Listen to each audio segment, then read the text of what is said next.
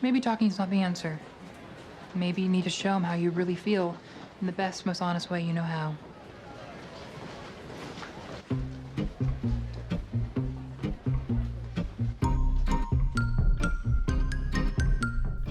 I've never seen an episode of Glee.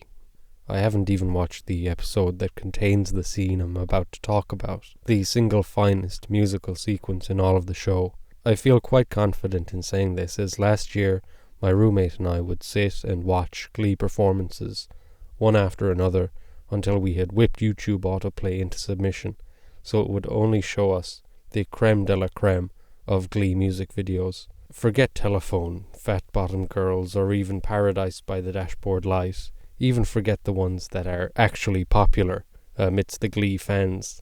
This is the greatest, most cinematically rich sequence in all of Glee, yet I see few people mention it. Darren Criss and Matt Bomer as Blaine and his brother Cooper in their performance of Gotcha's Somebody I Used to Know.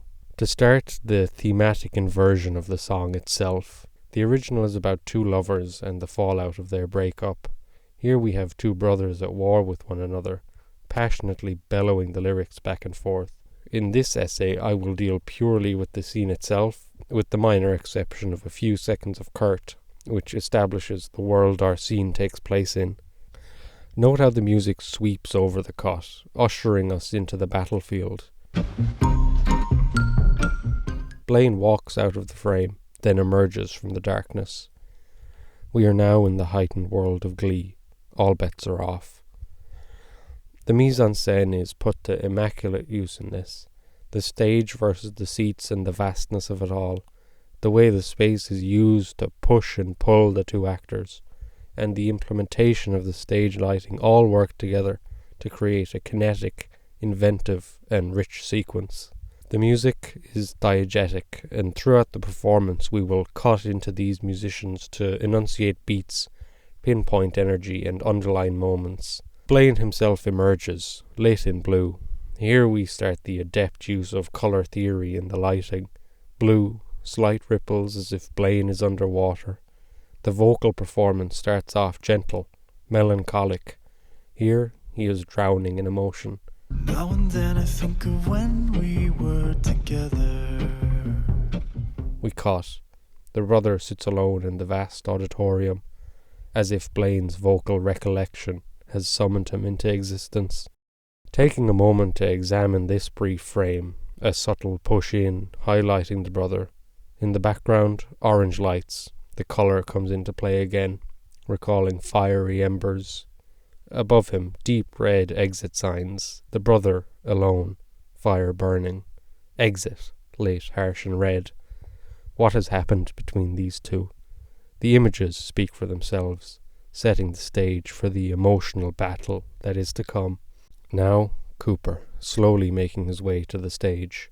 Watch to the right of frame. Those flickering orange lights. As the brother approaches, Blaine's body language hardens, along with his vocal performance. As the brother gets closer, the performance becomes more and more aggressive. Now I'd like to note Darren Criss's absolutely phenomenal performance in this whole scene.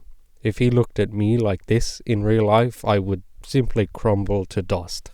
We smash cut in. But you didn't have to cut me off. Instruments are picking up, beating hard, shifting gears.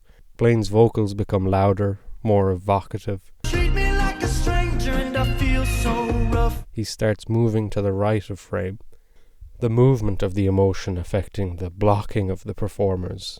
This too kicks into high gear from this point onwards. Another cut out, the brother in the foreground. Now we realise, as the brother approaches Blaine, Blaine has moved away to the far side of the stage. In this single, he spits the words venomously at his sibling. I don't even need your love. The blue lighting, the ripples, drowning. I don't even need your love. Cut to the brother, now still, in this wide frame, gently lit as darkness surrounds him. A genuinely powerful image. Blaine's vocals have seemingly stopped him in his tracks for this moment. Clearly affected. He feels alone. This exchange continues in the next couple of shots. Darren Criss wearing his emotions on his face, closer on the brother now. Then things heat up. No, you didn't have to stoop so low. Blaine takes off his satchel. The lights flare red and orange behind him, contrasting the blue that came before. The emotion is ratcheting for him. The fire has started. The satchel is off.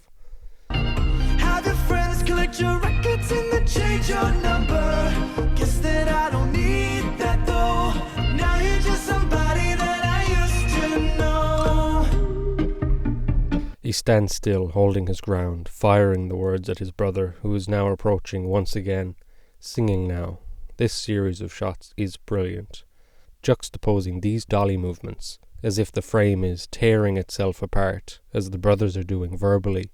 Now the filmmakers really start to flex, adding an element of surreality to the piece. Blaine walks away as the brother walks forward. This frame puts him on Blaine's back as he tries to get away, cut as Blaine turns defiantly. Push in. A turn. And suddenly we have transitioned into a memory, illustrating the past from Blaine's perspective. And again, things are taken up another notch. This illustrative lean from Blaine, body language pointedly conveying his words, as if he is saying, "Do you hear me? Are you listening?" But I don't wanna live that way. This smooth camera movement brings the brother into frame, the blue ripples playing on him now. He is in it.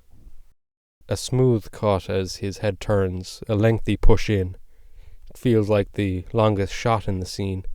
We can feel him contemplating these words, and there, in the background, the fire flickering, emotion burning. Something is coming. The feeling is palpable. Back to Blaine, a close-up, those lights. The frame gives us every flicker of emotion. The brother moves forward, crossing frame, and as the two come closer than they have thus far, Blaine hurls the chorus at him, full-bodied and brutal. That you used to know, but you didn't have to cut me off. Then it's the brother's turn, and this image, indelible. This is the turning point of the scene in my eyes. The brothers' emotions are unleashed now. Compositionally, the two face away from each other. They can't connect, sharing this stage, this song, yet they cannot face each other.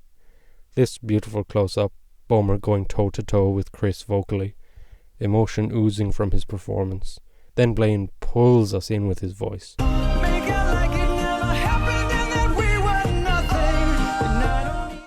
Back to the brother, another push in, evoking the very core of this scene. A push, a pull, separate. Another pull from Blaine, yet the brother turns away. They separate, walking to either side of the stage, then turn to fire their words across the gap between them.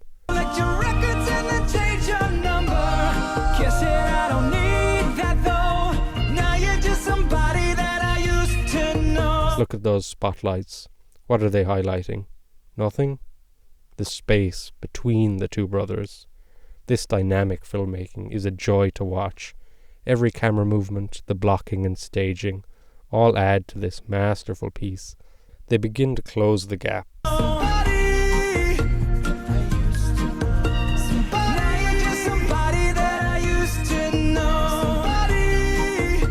There's a marked shift in tone here. In the performance, the harshness has vanished. They both seem regretful, almost disappointed that this is what it has come to. They regret that they are both somebody they used to know. Two profile shots. This gets us away from the band, putting the vastness of the auditorium behind the pair. This also takes away the fire-coated lighting, leaving the pair lit with that simple blue as they bring the song to a close. Regret in their voices, a glint in the eye, a melancholy shrug. Two more close-ups. Tonally, we are miles away from the raging emotion that was the centerpiece.